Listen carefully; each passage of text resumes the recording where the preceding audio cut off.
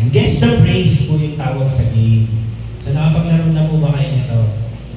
Hindi pa. So, ito po example lang ha. Pero pwede kayong magsagot.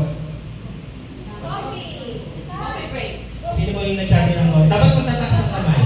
Ayan, sir. Coffee break. Tama ba? Tama. Nakuha niyo na?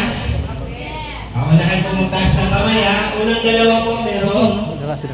Isang mark. Dalawa po ba or 3 points? Ano gusto niyo? Sa lahat? Para tapos sa gaso. Dalawa naman para madami mo nag-ano naman. Dalawa para 2 points ha, 2 points.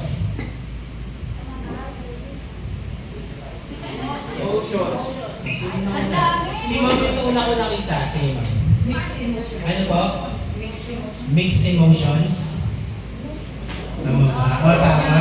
So 1 point. 2 points ha, 2 points guys.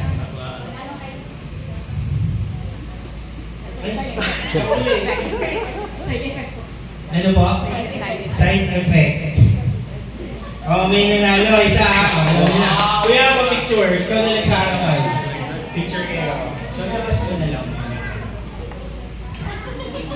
Pwede mo ma-picture. Ay, si Ma'am. Picture mo, Ma'am.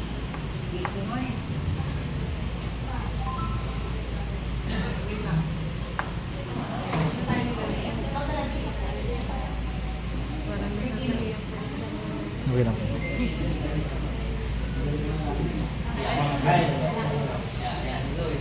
Dito na lang, banda. Sa side na lang.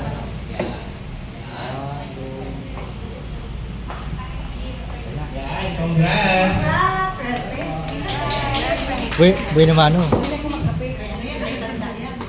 Buhay naman ano? Hindi na sasagot si Ma'am ha, tapos na siya.